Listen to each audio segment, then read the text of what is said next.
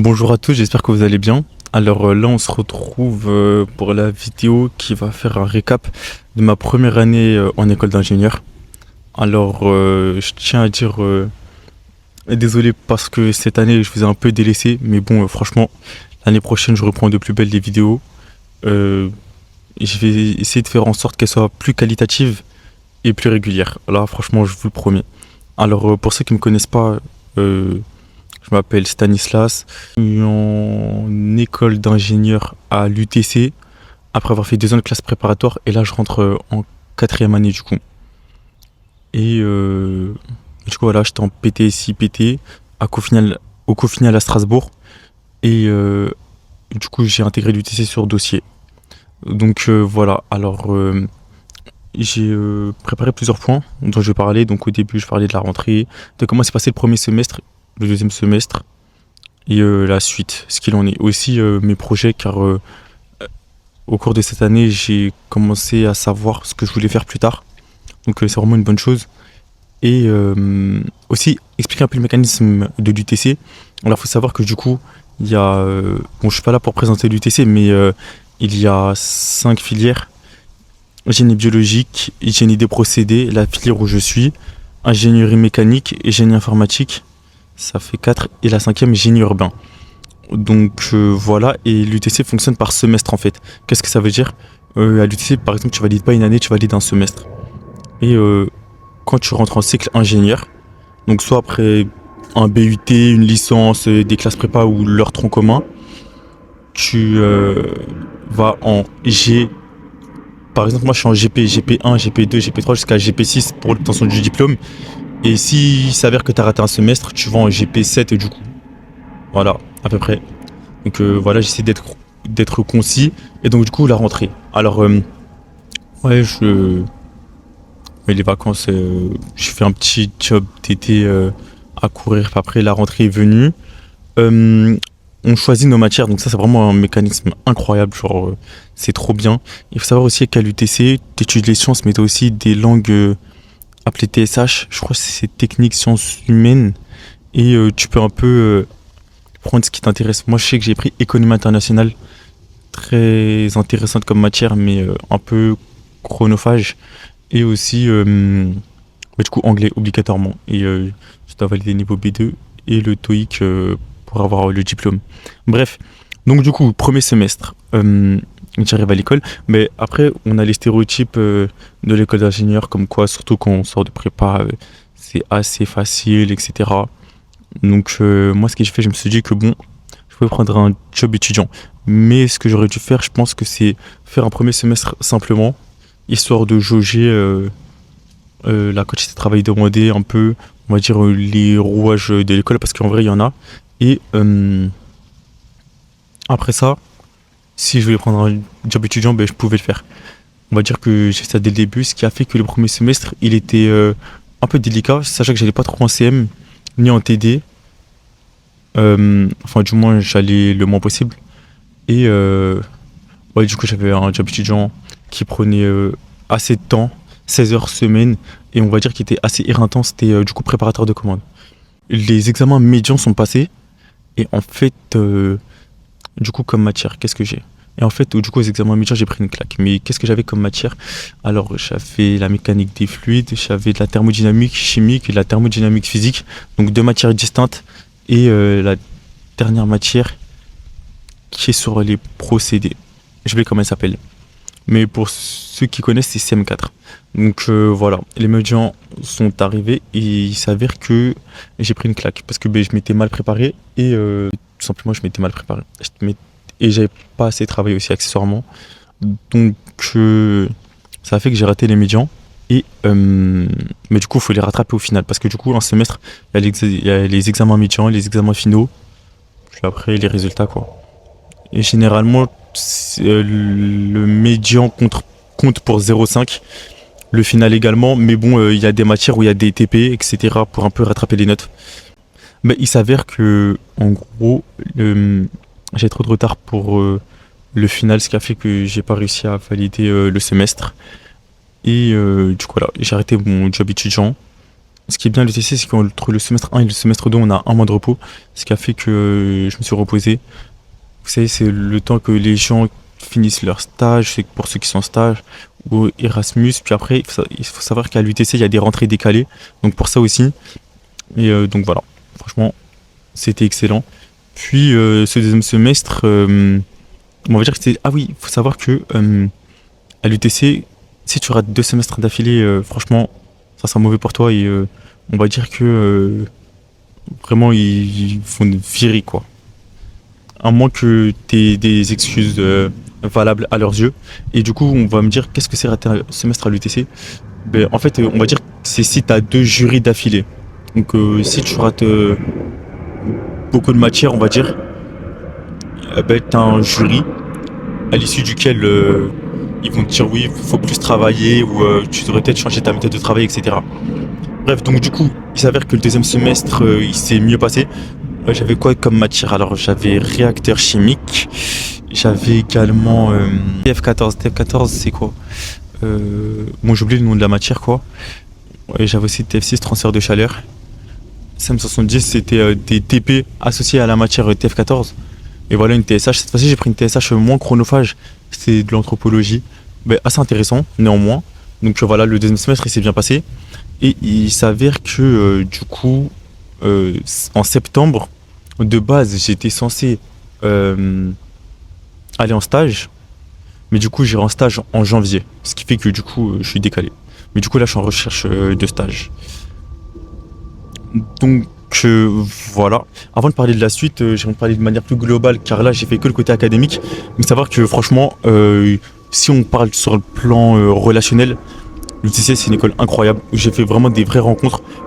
En prépa aussi j'en avais fait, mais bon elles sont arrivées assez tard on va dire. Et elles étaient moindres. À l'UTC franchement, ben, surtout en génie des procédés en fait, il s'avère qu'on est peu dans notre filière, ce qui fait qu'on se connaît tous à peu près. Et franchement, j'ai une bonne relation avec à peu près tout le monde, ce qui fait que c'est vraiment incroyable. On s'entraide, on parle ensemble, les gens sont sympathiques. Et à l'UTC, comme on est beaucoup, mine de rien, c'est une grande école, il y a beaucoup de monde, donc on va dire que tout le monde peut trouver son groupe, chaussure à son pied. Et quand bien même, euh, franchement, l'ambiance, il n'y a rien à dire. Franchement, je suis agréablement surpris.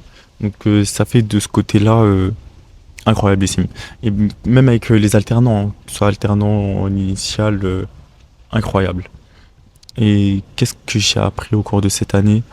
Euh, C'est bien, j'ai aussi rejoint une association, Sciences Égales, dont leur projet me tenait à cœur.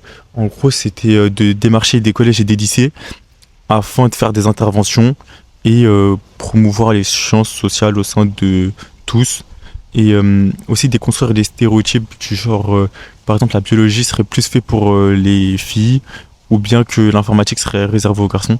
Ou aussi, du coup, dire que les études de sciences sont pas forcément destinées à une certaine classe sociale, mais à tout le monde, et que ben, déjà transmettre l'information, car on va dire que le plus grand problème, c'est l'asymétrie d'information qui peut y avoir. Ben, par exemple, là, les interventions qu'on a fait, il y en a eu dans des collèges publics comme privés, mais du coup, voilà, on va dire qu'il y a des collèges, par exemple, qui étaient déjà sensibilisés aux études scientifiques, aux écoles d'ingénieurs, aux classes préparatoires, ou à contrario, des collèges ou des lycées ou enfin plutôt des collégiens ou des lycéens qui n'en avaient pas la connaissance. Donc franchement, une association incroyable. Je pense à continuer à la rentrée, car du coup, j'étais responsable atelier, donc ceux qui s'occupaient de démarcher les collèges et les lycées. Et aussi, il y a aussi des événements. Par exemple, je sais qu'il y avait c'était, la journée des sciences en Picardie où on était conviés. Donc voilà. Et du coup, voilà. Ou peut-être qu'à la rentrée, je ferai d'autres associations car il y en a vraiment énormément. Les associations, c'est pas ce qui manque. Et encore une fois, comme je l'ai dit, chacun peut trouver une association qui lui correspond ou bien même en créer une. Donc voilà, de ce côté-là, c'est vraiment trop bien. Qu'en est-il d'autre? Hmm. Aussi des projets qu'on peut faire en parallèle de l'école. Mais donc du coup, si on parle des projets professionnels, alors il faut savoir qu'en génie des procédés, il y a plusieurs filières. Il y a 3 ER qui est énergie, environnement et énergie renouvelable et environnement. quelque chose du genre. Excuse-moi, je connais pas forcément bien toute ma filière sur le bout des doigts. Je sais qu'il y a Écosse également. Dans tous les cas, je vous afficherai les différentes filières. Je sais qu'il y a B2R, donc c'est bio, ressources renouvelables, quelque chose du genre. Et aussi la filière PPC, procédés pharmaceutiques et cosmétiques. Donc voilà, il faut savoir que quand je suis rentré à l'UTC, en vrai, j'avais déjà une idée de la filière dont je voulais rejoindre. Pour moi, c'était sûr que ça allait être la filière 3ER. Mais bon, surtout en intersemestre, j'ai fait de plus en plus de recherches. Et il s'avère que du coup, la filière dans laquelle je veux aller, c'est procédés du coup pharmaceutiques et cosmétiques. Donc voilà. En fait, il faut savoir que... Qu'est-ce qu'il faut savoir? Il faut savoir que euh, quand j'étais à Strasbourg, j'avais beaucoup d'amis du coup en dehors de la prépa qui étaient en... Bah, du coup, ça s'appelle les papas sciences de la vie. Voilà. Pour ceux qui sont à l'UNESTRA, ça s'appelle sciences de la vie. Quand bien même, je pense que ça s'appelle sciences de la vie pour tout le monde parce qu'ils ont, comment on dit ça? Fait une réforme. Enfin, ils ont encore fait une réforme cette année, mais bon, passons. Ouais, et du coup, ben, j'ai eu plein de potes en pharma et en médecine et tout, et ce qui a fait que du coup, concernant la pharma, ben là, c'est plutôt la pharma industrielle. Je sais que, bon, là, on s'éloigne un petit peu du sujet, mais lorsque tu fais des études de pharmacie, tu as trois blocs, tu as soit pharmacien en hôpital, l'autre, tu as passé un concours, pharma industrielle et pharma en officine. Les pharmacies qu'on peut retrouver dans nos rues. Et du coup, moi, c'est plutôt pharma industriel et cosmétique. Donc, du coup, on va dire quelles sont les entreprises concernées. Car à l'heure actuelle, je pourrais pas vraiment vous dire quoi consiste le métier d'un ingénieur en pharma industriel ou cosmétique. Mais je sais que, par exemple, enfin, dans l'industrie pharmaceutique ou cosmétique, mais je sais que il y a vraiment énormément de métiers dans ces domaines-là. Mais on va dire les entreprises en France assez connues dans ces domaines-là, on va dire que peut y avoir Sanofi du coup par la pharmaceutique et cosmétique, ben, en vrai un peu de tout hein. Mais bon par exemple si je vous parle de Yves Rocher, L'Oréal, aussi il y a les entreprises du luxe, LVMH, Chanel, donc voilà, bref plein d'entreprises et donc du coup voilà. Mais il s'avère que dans mon école, la dernière année, du coup là où il y a la filière, c'est en alternance à l'IMT, l'Institut du médicament de Tours. Et donc, du coup, pour ça, il faut être à la rentrée fin septembre. Ce qui fait que comme je suis décalé, je devrais faire 6 mois de césure. Ah, il y a un moustique qui s'en va. Enfin, 6 mois de césure ou 6 mois à l'école pour me remettre en accord avec la filière. Et donc, du coup, pour pouvoir la faire. Parce que, ah oui, il faut savoir qu'aussi, elle se trouve à Tours. Elle n'est pas faite par les profs de l'UTC. Enfin, si, ils envoient des profs de l'UTC, mais à Tours, du coup. Donc du coup voilà. Et qu'est-ce qu'on peut dire d'autre? Ben en fait il y a un problème. Bon là du coup je raconte un petit peu ma vie, mais il y a un problème, c'est le fait que du coup là j'ai une des procédés et on n'a pas encore de cours de filière. Et comme c'est ce qui m'intéresse réellement, qu'est-ce que je fais? Je cherche des cours sur internet. Mais un autre problème c'est que par exemple je sais que j'ai des amis, ils sont en deuxième année de pharma, mais donc du coup eux-mêmes ils n'ont pas leur spécialisation, du coup leurs cours ils sont assez vagues et je vais attendre avant de pouvoir trouver des cours vraiment on va dire pour l'industrie pharmaceutique ou même cosmétique ou même en fait des cours en rapport avec ça quoi. Ceci dit, même les cours que j'ai actuellement, je peux on va dire réfléchir et voir à comment je peux les appliquer à ces domaines-là, mais bah, ça demande plus de travail quoi. Ce que je refuse pas, mais voilà. Donc pour cette année, qu'est-ce que je peux encore dire? Du coup, j'ai parlé du premier semestre, du deuxième semestre. La suite, j'en ai parlé. Euh, Concernant les projets, oui, à l'UTC, on peut faire des TX, ça s'appelle. Et en gros, c'est une matière, on va dire, que tu vas apprendre, mais où tu travailles sur un projet avec un professeur. On peut travailler aussi en binôme dessus, je pense. Et donc, du coup, voilà, on utilise des machines. Je sais que j'ai une amie en GP qui a fait ça. Très intéressant. Puis après, à la fin, il y a un rapport à voir. Et voilà, ça fait gagner des crédits. Et voilà. Je pense que j'ai à peu près tout dit. Je pensais pas la vidéo aussi courte, mais je sais pas s'il y a besoin d'en dire plus. Si j'ai oublié des choses, on va dire trop importante, je referai une vidéo. Et voilà, du coup, si je peux donner des conseils pour ceux qui vont rentrer en école d'ingénieur, que ce soit post-bac ou post-prépa, on va dire avant l'école d'ingénieur. Je sais que, on va dire, mais surtout au sein des prépas, il y a beaucoup de stéréotypes du genre, oui, ceux qui vont en école d'ingénieur, en BUT, en BTS, ou bien même en licence, on va dire, ils partent avec un désavantage comparé à un en classe préparatoire. Eh ben, tout ça pour vous dire que, alors là, mais ce n'est mais vraiment pas le cas. À part peut-être en mathématiques. Donc, si on va dire, vous êtes dans une école qui fait beaucoup de mathématiques, peut-être que ça peut s'en ressentir. Mais sinon, dans le reste des cas, ben, comme on dit, ceux en BUT et BTS font beaucoup de pratiques. Et on les remarque, on va dire, en école d'ingénieur, enfin, ils s'en sortent quoi. Donc, c'est-à-dire, on va dire que la prépa nous a appris à être humble, ce que j'étais pour ma part, mais donc du coup, voilà, ça pourrait dire à tout le monde de l'être également. Euh, Qu'est-ce qu'on peut dire d'autre? Euh, mais en fait, d'être à cheval sur toutes les matières, même s'il y en a qui nous intéressent pas forcément. Car moi, je sais que un écueil que j'ai eu cette année, c'est de me concentrer uniquement sur la matière que j'aimais. J'ai beaucoup fait ça au premier semestre, euh, comme je faisais en prépa, mais donc du coup, ben non, en fait, en école, tu dois tout valider pour passer. Et voilà, t'as beau avoir 20 dans une matière, si t'as 8 dans l'autre, ben t'es défaillant, quoi. Donc, qu'est-ce qu'on peut dire d'autre comme conseil? De bien préparer ses fiches. Par exemple, je sais qu'à l'UTC, il y a certaines matières où on a le droit d'avoir une anti-sèche en écrivant un peu des formules, etc. Donc voilà, être astucieux dans l'élaboration de celle-ci. Et voilà quoi. Par exemple, je sais que moi au premier semestre, il y a plusieurs matières où je suis venu et j'avais même pas écrit d'anti-sèche. J'étais plutôt en mode j'apprends les formules dans ma tête. En fait, ma méthode de travail, elle était trop calquée sur celle de prépa, mais fallait la changer quoi. Vraiment, comme j'ai dit, c'est un tout autre mode de fonctionnement. Et c'est pour ça que je pense que si j'étais à plein temps concentré sur l'école et que j'avais pas fait un job à côté, ça se serait bien passé. Mais bon, on va dire que ça m'a appris beaucoup de choses, donc voilà, je regrette pas forcément. Euh, qu'est-ce, Quel conseil je pourrais donner?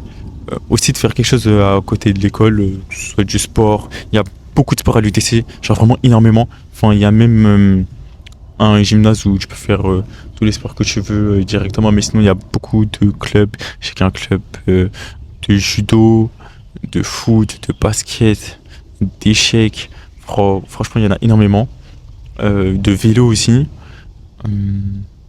de danse. Donc voilà par rapport à ça. Oui, il y a plein d'associations. Donc voilà, en plus les associations permettent de faire beaucoup de rencontres que tu n'aurais pas forcément fait avec ta filière.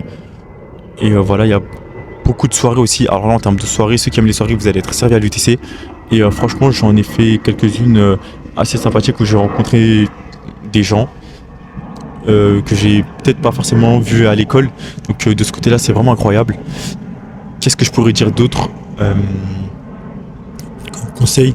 Donc voilà, j'en ai pas trop à donner de plus. Donc j'ai à peu près tout dit. Aussi, je voulais peut-être faire une annonce. Le fait est que je pense qu'à la rentrée, du coup, je vais également faire des vidéos sur TikTok ou bien même commencer ces grandes vacances-là. Avec plus de contenu que TikTok, on va dire, c'est une application plus pour cela, avec des vidéos pas en vrac, mais trop courtes pour être postées sur YouTube. Et voilà, ceux qui veulent, on va dire, suivre mon parcours plus régulièrement. Donc je vais mettre mon TikTok ici, il va s'afficher. Et voilà, vous pouvez me suivre. Concernant YouTube, comme j'ai dit, franchement, je vais reprendre de manière, comme j'ai dit, plus qualitative. Et je vais pas abandonner la chaîne. Donc voilà, vous m'avez soutenu pendant plusieurs années avec des qualités de son, etc. qui laissent à désirer, mais je vais vous le rendre, vous en faites pas. Donc voilà, c'était tout pour moi. Je sais qu'il y a les concours qui se sont passés, les euros également, pour 99% d'entre vous. Et voilà, c'était pour vous souhaiter bonne chance en espérant que vous ayez l'école que vous voulez, mais dans tous les cas, je pense que n'importe quelle école d'ingénieur où vous irez vous conviendra. Et pour ceux qui rentrent en prépa ou en deuxième année, je vous souhaite bonne chance, franchement, lâchez pas. Soyez polyvalents, profitez. Et la prépa aussi, franchement, c'est pas notre vie. Donc voilà, toujours relativiser, mais tout donner également. Je dis pas d'abandonner, d'abdiquer, mais voilà, de prendre un peu de recul, de pas se faire une violence vraiment extrême. Et pour ceux qui ont eu le bac, parce que je sais qu'il y a des lycéens qui me regardent encore à l'heure actuelle, mais félicitations à eux, à vous, parce que les résultats sont passés. Et voilà, c'était tout pour moi. On se retrouve pour une nouvelle vidéo. Je pense encore d'ici ces grandes vacances. Et voilà.